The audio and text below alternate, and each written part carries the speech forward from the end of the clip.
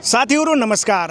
हामी यस सत्संग स्थलको बाहिर मेन गेटको छेउमा बसेका छौं र यहाँ हामीसित उपस्थित हुनुहुन्छ सन्त रामपालजी महाराजको एउटा शिष्य हुनुहुन्छ।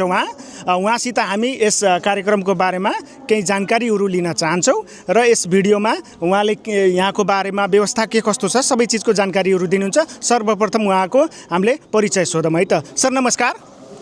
साहेब हजुरको परिचय दिनु न। म विष्णु प्रसाद अर्याल नाम बर्दारदेखि आएको। अनि यस सन्त रामपालजी महाराजको यो सत्संग चलिरहेको रहेछ। यो सत्संग राख्नुको मूल उद्देश्य तपाईहरुको के हो त्यसको बारेमा जानकारी दिनु न। यो शास्त्र अनुसारको भक्ति सम्बन्धी सत्संग सन्त रामपालजी महाराजको सत्संग चाहिँ गाउँ-गाउँमा पनि प्रचार प्रसार गर्ने उद्देश्यले हरेक शनिबार हाम्रो यो सत्संगको आयोजना हुन्छ। त्यसमा चाहिँ हिन्दू धर्मको अनि खास शास्त्र अनुसार कसरी भक्ति गर्ने अनि मानव जन्मको उद्देश्य के हो अनि कसरी भक्ति गर्ने कसरी मोक्ष मिल्छ भन्ने विषयमा सविस्तार जानकारी हुन्छ। त्यस्तै जानकारी दिन कहिले कहाँ विभिन्न गाउँ-गाउँमा हामीहरू जाने गर्छौँ। जस्तै यो सत्संग कार्यक्रमहरु हामीले अरु पनि जस्तै धर्मपन्थहरुको हामीले देख्न पाइरहेको हुन्छौं।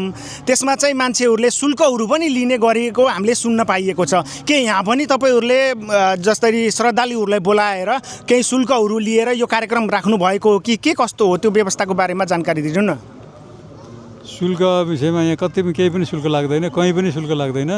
सन्त रामपालजी महाराजको शिक्षा ज्ञान सबै निशुल्क छ, नाम दीक्षा पनि निशुल्क छ अनि आश्रममा गएर बस्दा खाना बस्नु पनि निशुल्क छ।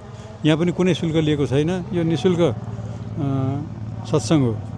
हजुर, तपाईहरुले सुनिसक्नुभयो। यहाँ जति पनि कार्यक्रममा उपस्थित हुनु भएको छ त्यहाँ जे कार्यक्रमहरु चलिरहेछ सबै निशुल्क। यहाँ खानेदेखि लिएर बस्ने सबै चीजको व्यवस्थाहरु उहाँहरुले निशुल्कै गर्नु भएको छ र यही विषयमा म अरु पनि विषयहरु जोड्न चाहन्छु। सर हामीलाई बताइदिनु कि सन्त रामपालजीले जुन अहिले मिडियाहरुमा सोशल मिडियाहरुमा सुन्नमा आएको छ देख्न पनि आएको छ कि धेरै सामाजिक कार्यहरु उहाँले गर्नु भएको छ भन्ने हामीले सुन्न आएको छ। यो सामाजिक कार्यहरुमा के कार्यहरु उहाँहरूले गर्नुभएको छ, समाजलाई हित हुने खालको काम के गर्नु भएको छ यसको बारेमा छोटो मिठो जानकारी दिनु न।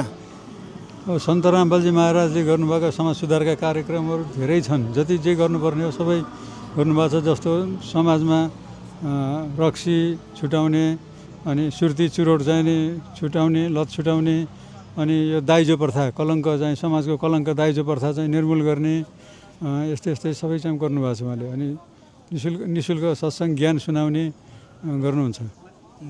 ल दर्शकबिनहरु, हामीले जानकारी पाए अनुसार सन्त रामपाल